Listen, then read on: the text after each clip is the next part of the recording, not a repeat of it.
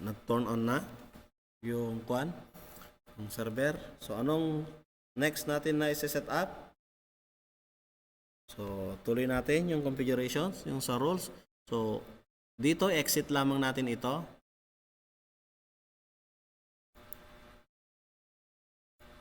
Okay, balik tayo dito sa server manager. Okay. So kung nakikita ninyo, yung Active Directory na install na at saka yung DNS server.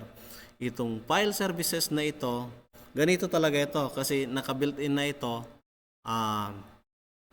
naka-install na ito pero hindi pa ito nakukonfigure. So mamaya, i-configure natin yan, file services na yan.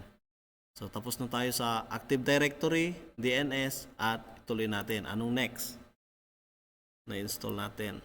So dito yung ang susunod na install natin ay ito yung DHCP or ito yung pangatlong rule. So ang unang rule kanina yung Active Directory Domain, pangalawang rules ay DNS at ang pangatlong rule ay itong DHCP server. So tulad ng ginawa natin kanina, lagyan lang natin ito ng check dito. Okay, then hit next. Okay, next. At dito, nandito yung IP ng server. Pero since na nag-install na ng DNS kanina, ibig sabihin yung IP address natin kanina ay nagbago na kasi nag-set na tayo ng DNS. So bago tayo mag-proceed diyan, kailangan ma-install natin yung DNS muna. Kasi kapag hindi natin mababago yung IP ng DNS, ganito yung magpapakita. Yan, ganito, 127.0.0.1, which is ito yung loopback na IP. So para mabago natin yan, kailangan isi-set up natin ulit yung DNS IP. So previous lang natin yan. Punta lang tayo dito ulit sa Ethernet icon na ito, Open Network and Sharing Center, change adapter settings again, double click yung local area connection, punta lang tayo dito sa my properties, double click yung IPv4 or Internet Protocol version 4, no? Double click, then dito sa DNS ay kailangan babaguhin natin. Yan, kasi nag-set up na at nag-install na.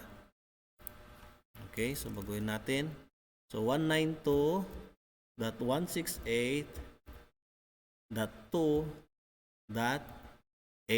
So ito yung IP ng server mo. Siyempre yung DNS mo, parehas sila.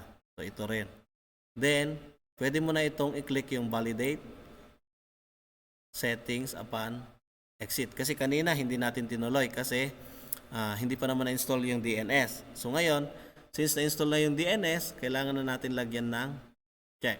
Then, so huwag kalimutan lagyan ito ng check. Then, okay. Then, dito, okay. Then, close. Then, kailangan close. Ngayon, kapag nagbago ka ng IP, kailangan mo lamang dito na i-refresh yung network mo. Kasi nagbago ka ng IP, so kailangan mo itong i-refresh. So ang gagawin mo ay right-click mo lamang ito, then i-disable mo lamang yung connection. So disable. Then since naka-disable na, again, ulitin mo para ma-refresh lamang, i-right click mo lang, then click mo yung enable.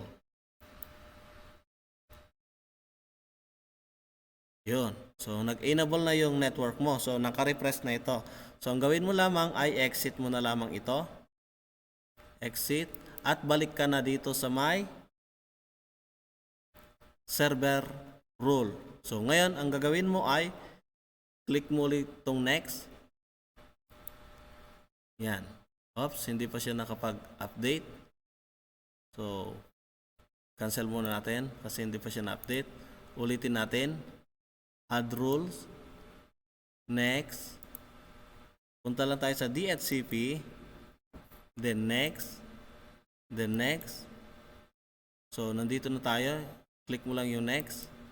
So, naka-update niya. Kung nakikita ninyo, ito ay naka-update na. So, ito yung sinet up natin dito sa icons kanina na ito. Dito. So, since naka-update na, kailangan i-check nyo itong validate. Huwag nyo kalimutan ito. Napaka-importante ito. Napakalaking rules nito. Kailangan mag-green itong valid na ito. So, pag click nyo ito, magiging green. Yan. So, mag-check yung sa green. So, valid yung IP na binigay mo.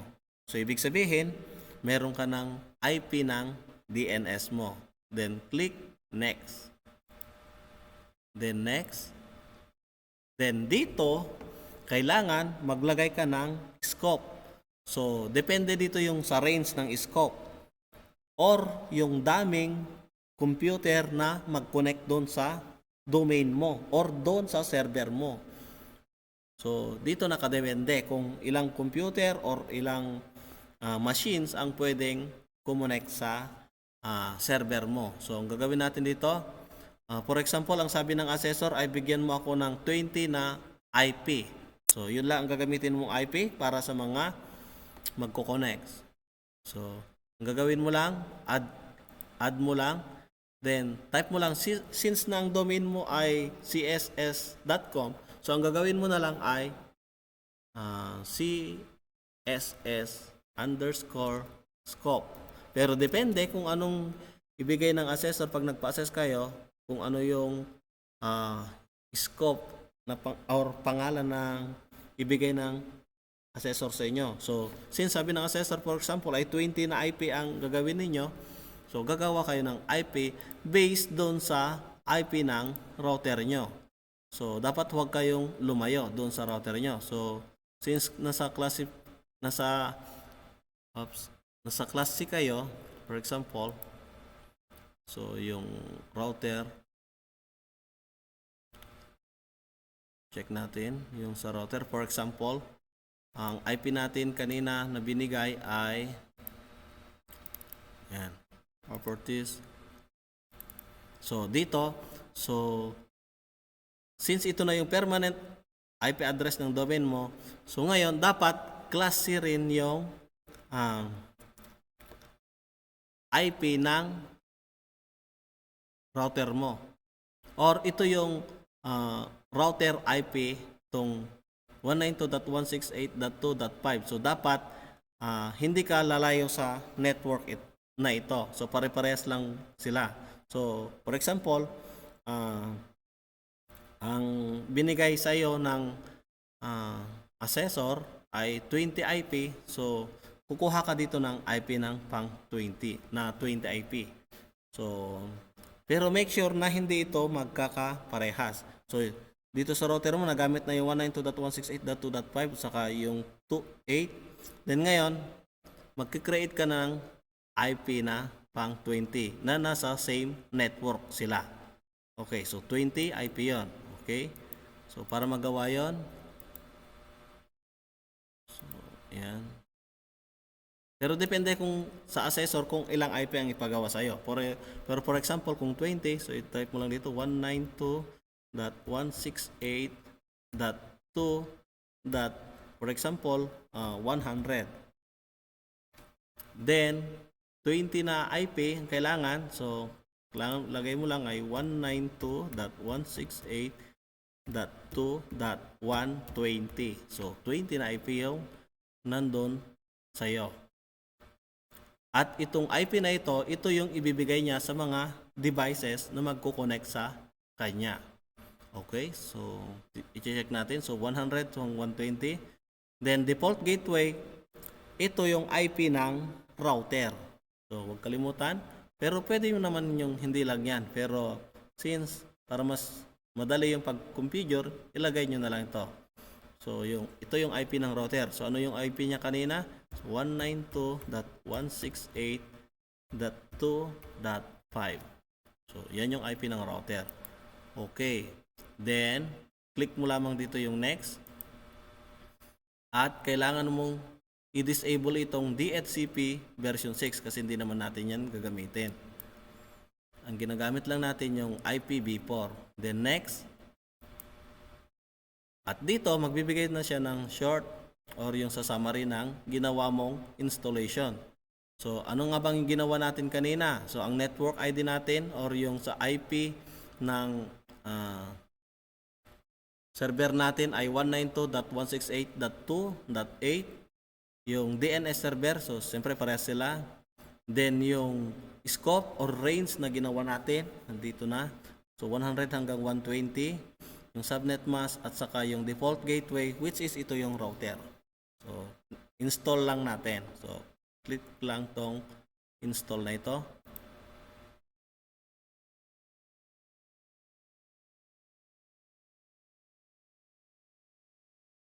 Then close.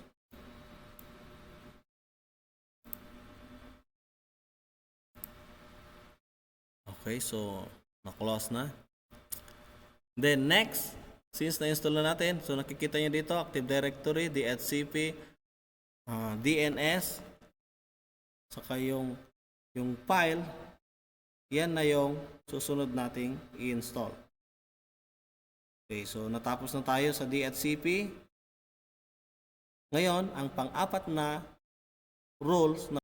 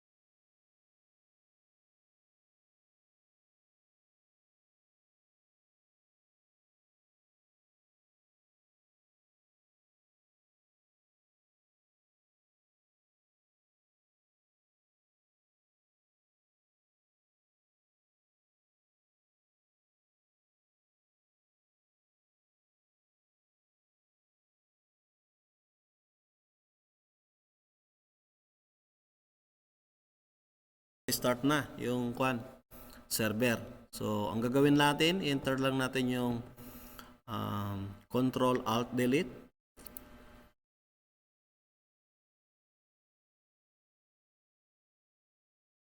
Then enter natin yung password. Kung nakikita ninyo, yung ginawa nating domain ay nandito na sa harapan. Yan. So kanina administrator lamang yan, pero since success na yung paggawa ninyo ng domain, ayan, nagpapakita na itong CSS / at saka administrator. So enter lang natin yung password. So para wag malito ulitin ko yung ginawa ninyong password dito sa server ninyo at saka password ng domain ninyo ay dapat parehas para hindi nalito-lito. At same time, doon sa mga user na gagamitin ninyo ay same password lang.